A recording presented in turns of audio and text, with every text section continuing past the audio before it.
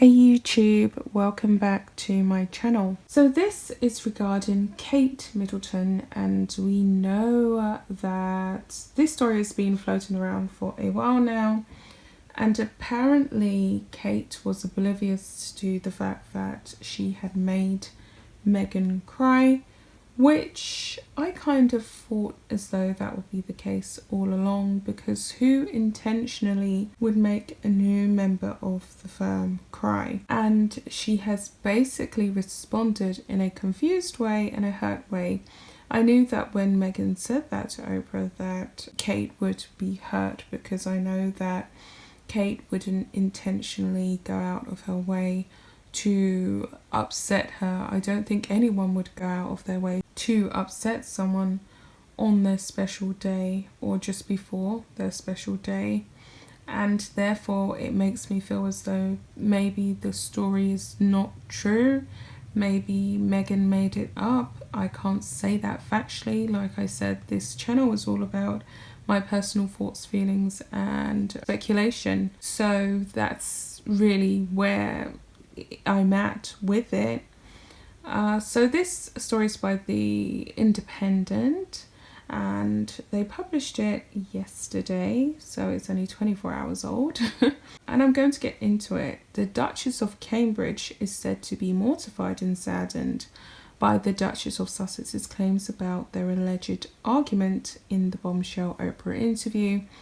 During the interview, which aired in the UK last week, Meghan alleged that her sister-in-law Kate made her cry in 2018 rather than the other way around, as was widely reported by the tabloids at the time. According to Meghan, reports of the women feuding over flower girl dresses before the royal wedding were true to an extent, but it was she who had ended up in tears. And she said, "I don't say that to be disparaging to anyone, because it was a really hard week of the wedding and she was upset about something." Meghan said, "A few days before the wedding, Kate was upset about something. Yes, the issue was correct about the flower girl dresses." Meghan added that the altercation made her cry, and that Kate owned it and apologised to her with a handwritten note and flowers. She then went on to say, "And she did what I would do if I knew that I hurt someone, right to just take accountability for it." The Duchess said, adding that it wouldn't be fair to get into the details because Kate had apologised to her. Now, royal expert Katie Nichols has said that Kate is unhappy with Meghan's claims and that she would have never have wanted the issue to be brought up in public again. And she went on to say, this is Katie, "From what I hear, there are different versions of the bridesmaid story, not just the one Meghan discussed. Kate felt it was all sorted, so to have it brought up again was mortifying. Kate is not in a position to respond, and Meghan and Harry know that." Nichols added that Kate has never wanted reports of a rift with Meghan to be published in the press. "Kate is so discreet and respects her personal life," she continued. "You never hear about her falling out with anyone because she is very careful with how she treats others. Kate and William both feel they were hugely welcoming to Meghan and Harry," which I believe they was. I think that this was definitely a case of miscommunication, and I think that Meghan has definitely released this information, told this to Oprah in order to inflict more damage and harm and hurt and pain in order to make their situation worse. And as the lady said during the article, they can't directly respond or address it because they are senior members of the royal family, and that leaves them at a major disadvantage to Meghan and Harry, because they are locked into that responsible role that Meghan and Harry couldn't be bothered to do, even though they are living a life of luxury off of the back of it. So someone has gone on to say on the article, "I love how they say that Kate and William are in no position to answer because it's not true. The royal family always responds through palace sources or else Where did this story come from in the first place? The problem is that palace sources have been dishing out a lot of dirt on Meghan to the press for a very long time, and the royal family have done nothing to stop it. I'm surprised that all those palace sources, if they are employees, are allowed to get away with such a lack of discretion. So this is someone who's defending Meghan and Harry. Someone else said a fraught situation and an insignificant row about the children's leg wear. Maybe they both cried, maybe they didn't, maybe the press story was one-sided. But if this is the most important event that caused Meghan so much distress, well, words fail me.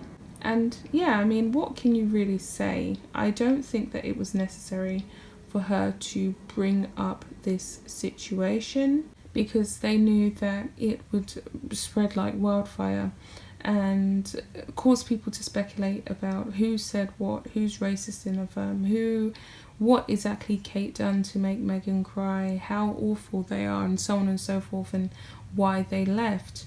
So another person has said, I agree with the answers that the press has a lot to answer for in reporting the facts. However, at the end of the day, one thing I noticed about the interview is that it looks like they, i.e. Harry and Meghan, have done no wrong.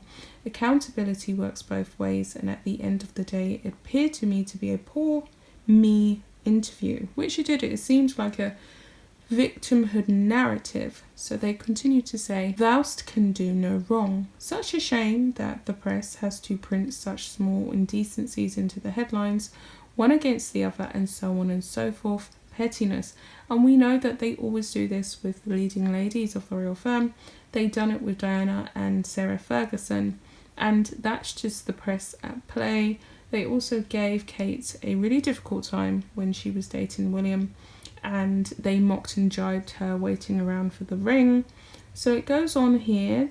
This person has said, lastly, what on earth were Harry and Meghan doing, justifying past actions, decisions and such like, or trying to bring down the monarchy bit by bit, piece by piece? So what if the monarchy is a bit behind in modernising themselves? It is what it is, and in my opinion has come a long way in modernising since the days of past monarchies. Anyways, that's my opinion, but my opinion nonetheless, which is true. They're going to have some archaic kind of remnants. I mean, what do they expect? This is a 1,000-year-old institution. They've been around for a long time, and they're going to have some archaic principles and archaic expressions. So someone else has said, as Meghan and Harry have amply proved, Meghan Markle is a master press manipulator, networker and self-promoter, has been since her acting days, way before Harry. Anyone who forgets that is going to fall into the look at me, pity me, don't hold me accountable trap, accepting everything she says without even a tiny grain of salt. Another person has said, if someone apologises and sends flowers and you accept their apology as being sincere, I think it is very bad form to, at a later date, publicise the whole thing. Not a classy act. Well, Meghan Markle has never been a classy act from the moment we was introduced to her in 2018. It's always been really trashy behaviour, to say the least, and unacceptable, to be honest. So someone else has said, exactly, I wondered why Meghan Markle felt compelled to revisit the Flower Girls incident more than 3 years later, if it truly had been resolved and forgiven by her, or rather, I didn't wonder. Meghan was so clearly trying to drop Catherine in it by claiming she wasn't disparaging her, just showing the difference in treatment.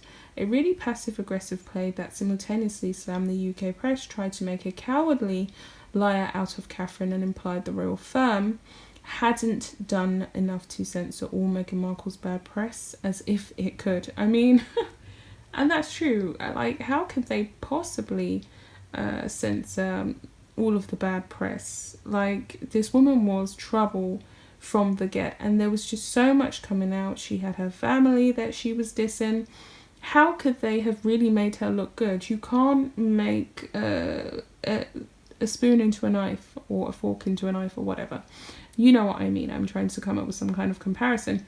How could they have made her look good? It was impossible.